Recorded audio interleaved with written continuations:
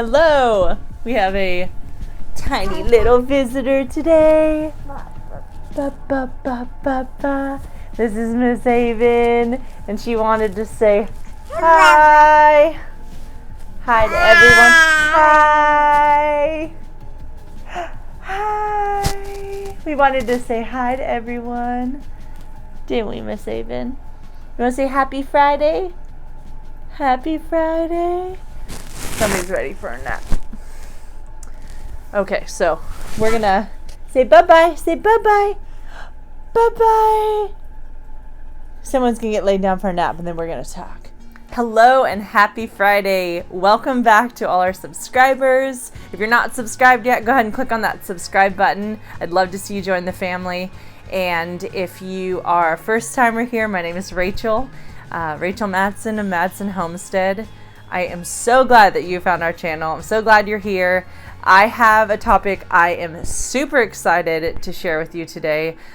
So what we're going to talk about today is side hustles, opportunities to make a little bit extra money, and also ways to cut back on your spending, cut back on the money that's going out. It's just a crazy time right now. People that are used to working part-time jobs, bringing in a little bit extra money for their family, have been laid off, or work that you were expecting to have has been postponed, delayed.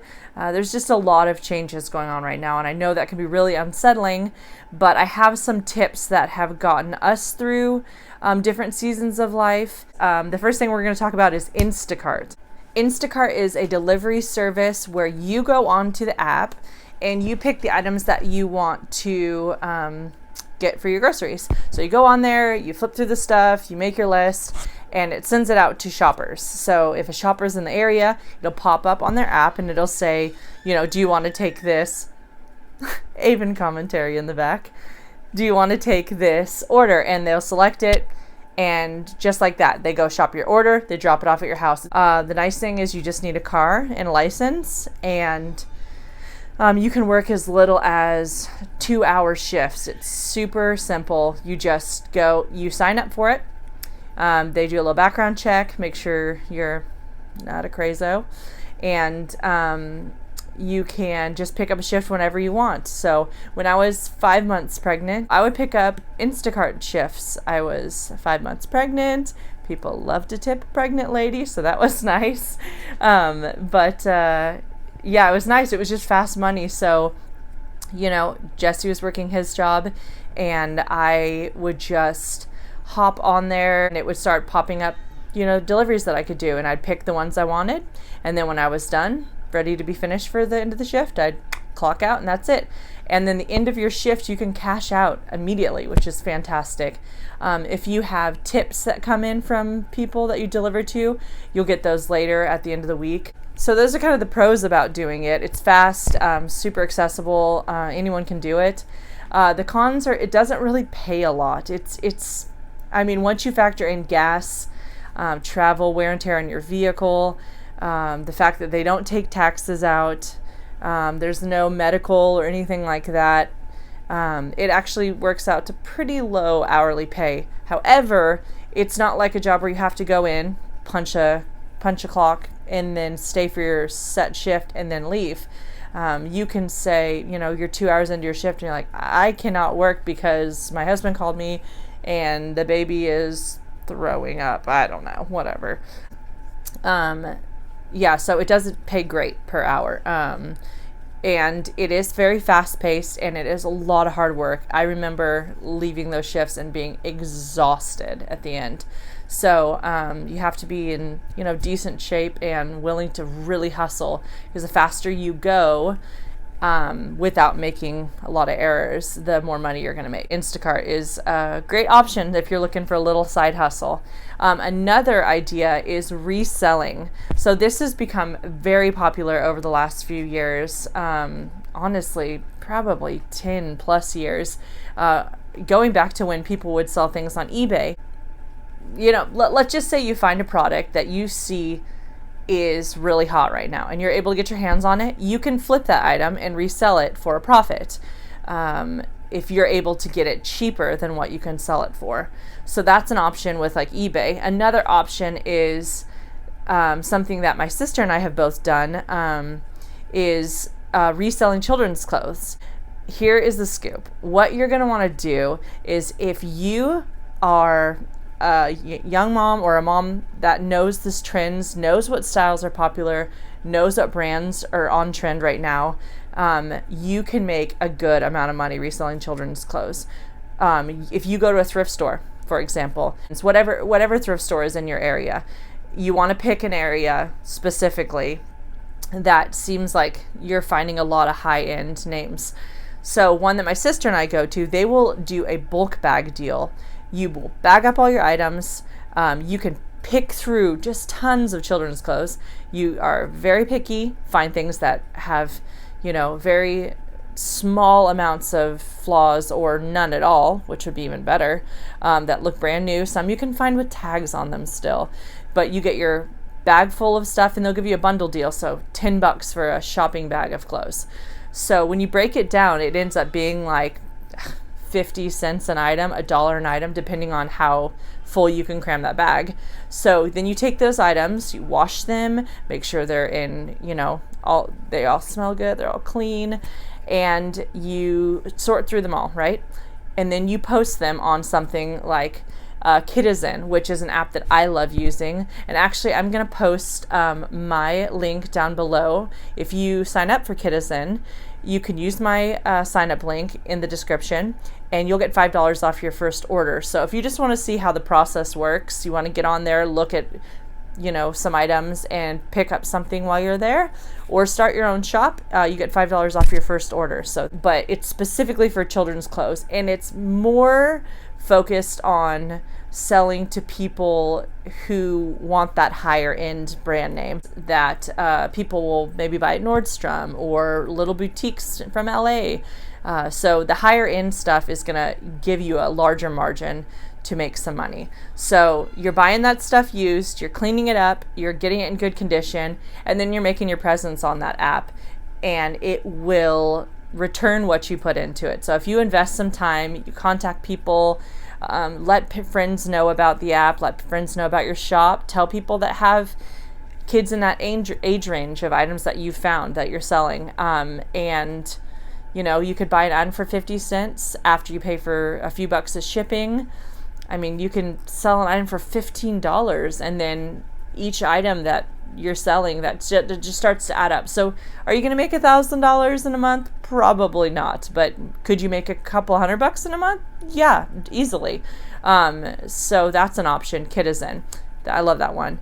Another thing is antiquing. If you go to antique stores and you know what is popular, or go to yard sales even, and you know things that are selling right now, a kid's toy or something vintage. Here's a great example.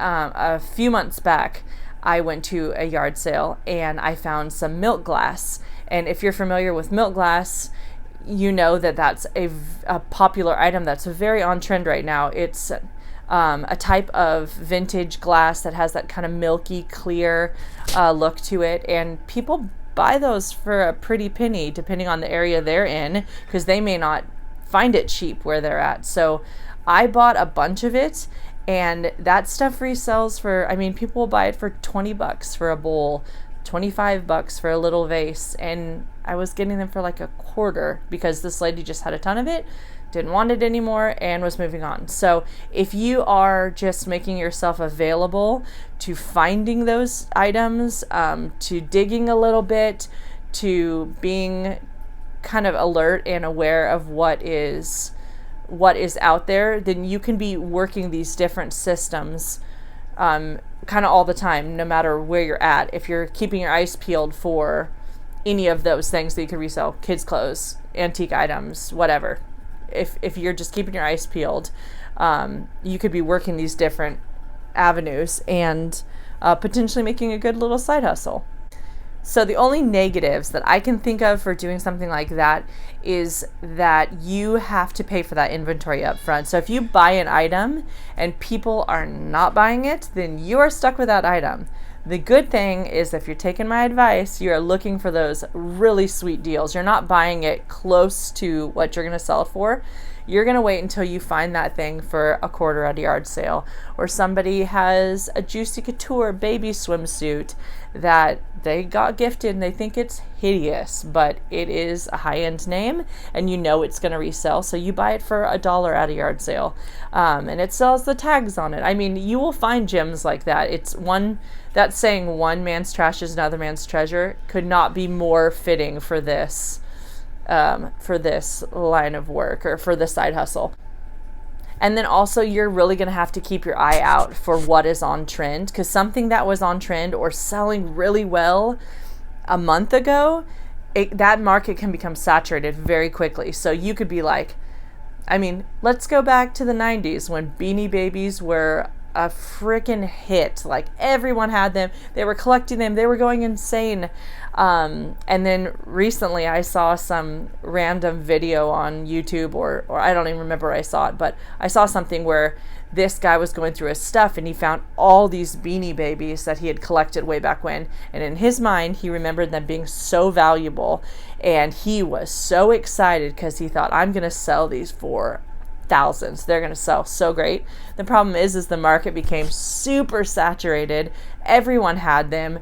Even the rare items, they started to get into circulation and they just lost their value. So you have to be very aware of what is selling, what isn't selling, what has become just, overdone. Like, it's run its course, it's done. It's not the thing anymore. So you have to really pay attention to that. So another side hustle, if you have a pulse, I am a firm believer that you have some type of talent, something that you can offer to this world, something that makes you unique, that you could teach people, that you could make.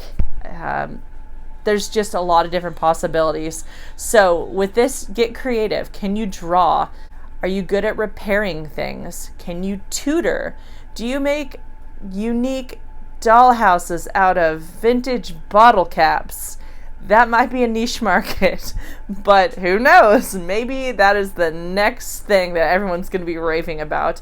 But if you have some type of talent, there is a way to market that and to make a side hustle out of it. If you play an instrument, there are opportunities to give lessons. You can post yourself on Facebook Marketplace. You could post it on Craigslist. You could put up flyers at your local library. You can do so many different things to get your name out there, just to do lessons. Let people know, post it on your Facebook page. So that's an option. Another option is, so let's say you're good at editing, or you are very comfortable with the written word. There's an app called Upwork, and with Upwork you can go on there and sign up, and whatever you are talented in when it comes to writing, editing, also video editing. I know they have a lot of different faculties on there, and you can go on there and pick through things and bid on jobs and say, so I did this a couple years back, and it was when I was in school and I wanted to make a little side money while I was going to school, and I had a little free time here and there. This is something that you can do in your free time. So what I would do is I'd hop on there. I found a job, for example, for this small newspaper, and they just wanted another set of eyes on it. They had their main copy editor, and they had, a couple interns that working for them, but they just wanted an outside set of eyes to look at these articles and just proofread. So that's what I did. I just proofread through the material that they sent to me. They just emailed it to me. I proofread it, marked up things where spelling errors, grammatical errors, little this, little of that, sent it back, and I got paid. That was it. I mean, I maybe made $30, which is not a ton, and it maybe took me 45 minutes. It was not a lot of work. So that's a cool thing to do, is as you start to build a presence on that app, people are going to come back and request you for things. They're going to see that you did a good job, you got good ratings, and they'll continue to ask you to do things. So when trying to upload this video, I found out it was a bit too long, so this will be part 1 and part 2 will follow right after.